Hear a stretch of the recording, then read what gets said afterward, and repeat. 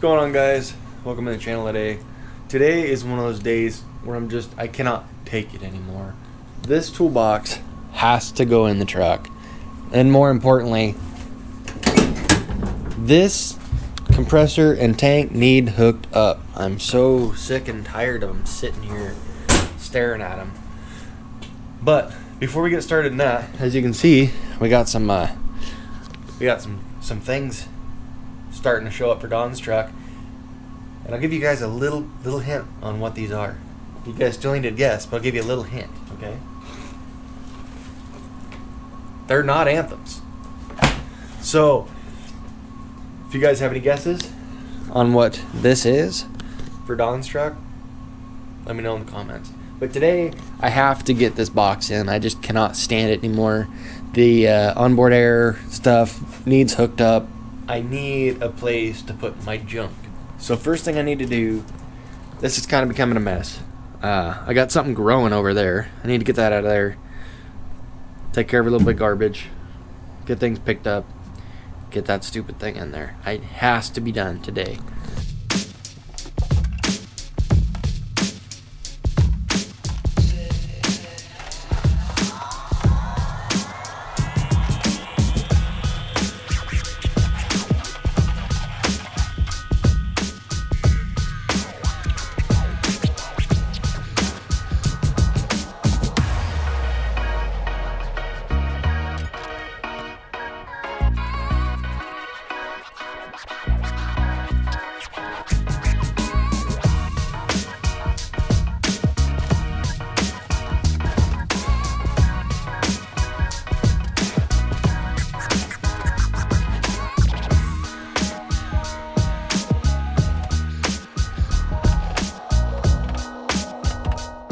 So the mounting of the toolbox, not such a difficult task. Get it centered. It's best to do it with a tape measure. I referenced it off of the bed lines. It's good enough. Make sure you have room clearance when your box opens, that your lid's not going to bind on the back. It's easier on, well, no, I don't want to say easier, but you know, on the toolboxes that mount under bed rails, opening the toolbox, you really don't have any clearance issues unless you're dealing with like a pack tank plus a toolbox. They're all different. It's a different thing. So all it takes to mount this thing is I'm going to take and drill 4 holes. Make sure that the hole is going through one of these upper ribs, not the lower ribs. Make sure it's going through one of these raised ribs so that you're clamping everything together nice and strong. Do that in 4 spots, and then the important part for me is getting this wired clean. My grounds, you'll see when I go to put it all together, my grounds need shortened up. Everything kind of needs changed, but for now it's going to be what it is. Let me get my holes drilled, get my bolts in. Again, not difficult, just use your noodle. It's not brain science, so let's get it.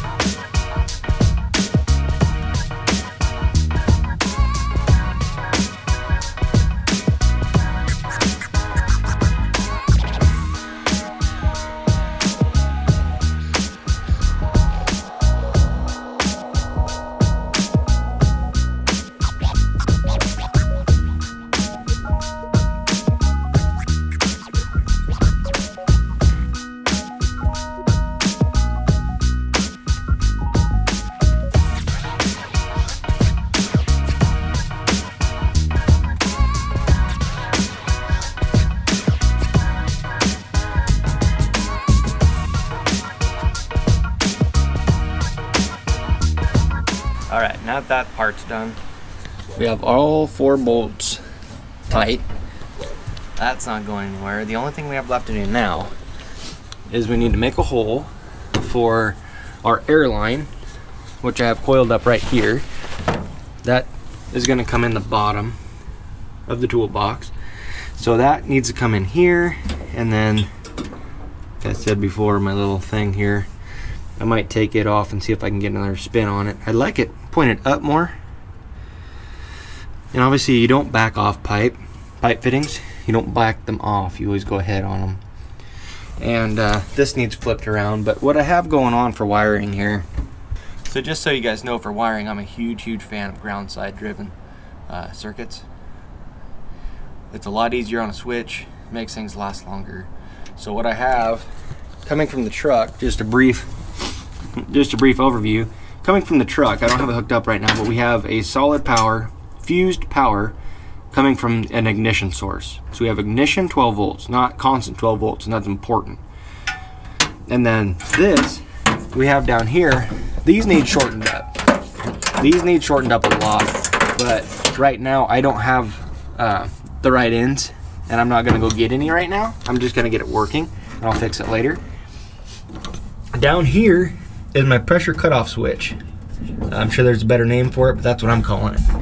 That's what it does. At a certain pressure, which this little setup here runs 150 pounds. At 150 pounds, this breaks the circuit, and I put my ground wires to my pump on that circuit. So I don't have any power going through this. It's ground, it's breaking ground. Once you break ground, you break the circuit.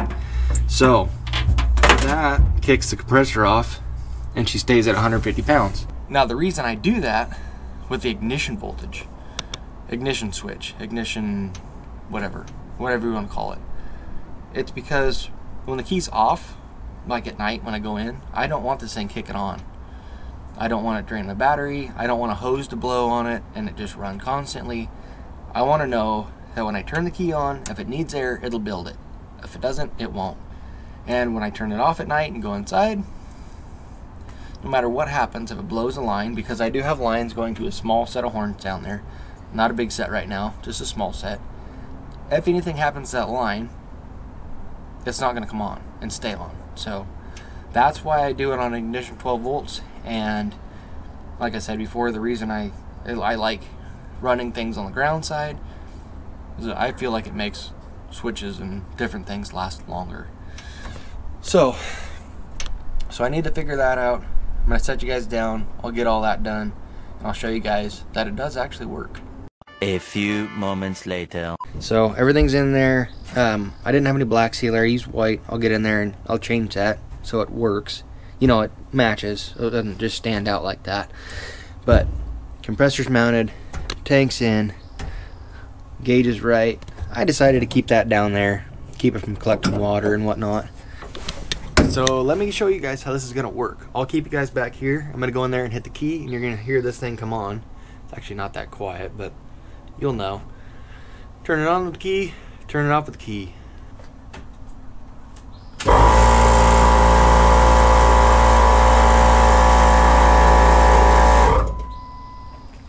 So there it is, 160 pounds. Shut off just fine, no air leaks.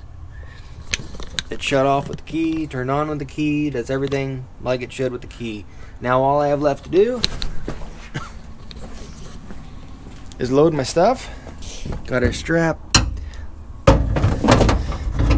air hose. For some reason I've always carried, just out of habit, or just because, I guess I should say, I've always carried an oversized load sign. My air hose, my tow strap, this thing, I don't even remember what's in it anymore. Gotta carry our plug kit, miscellaneous straps. I have one more back there I need to put in there. And so last thing I gotta put in there is my OPTI-LUBE Opti box. And these things are really cool because they hold all of your additives, your OPTI-LUBE additives. I like to keep a few different ones on hand. I keep 4 little jugs of their Boost cetane and booster. I keep 2 jugs of XPD, and then I keep 1 jug of their winter formula, just in case, because you never know what you're going to get into. You know, we get over the hill and things are way different over there than they are here, so you just never know. So that stays in here. Last thing I gotta do, put a couple stickers on.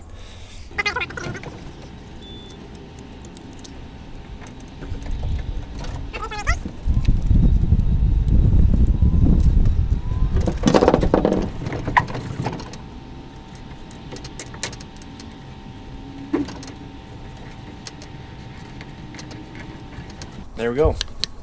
So guys, I'm glad I finally got that in there. I'm glad I could bring you guys along for that. I think it's time to close the door and be done. So I want to thank you guys for watching as always. I don't ask for much. I don't. I figure if you guys like it, you'll know what to do. But a few things before I leave. One thing. Don't forget, if you're ever looking for parts for a diesel truck, there's one place you should start. That's IBUILDMYDIESEL. Actually, one of my buddies just recently not only bought parts, but scheduled the appointment. Quick and easy, right through the website. He's getting some studs done.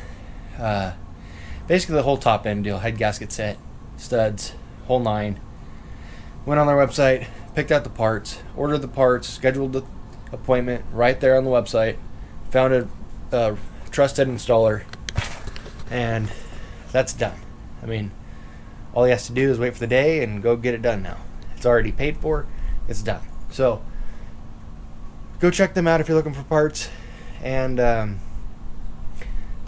I mean, while I'm doing this, I'm a sucker for OPTI-LUBE. You guys, if you want one of the best, or the best, I'm sorry, the best diesel fuel additive on the market, and they're just getting into gas stuff too, head over to OPTI-LUBE, pick some up, give it a try. With that, I'm gonna leave you guys alone, let you guys get on with your day. Thank you for watching, and we'll see you on the next one.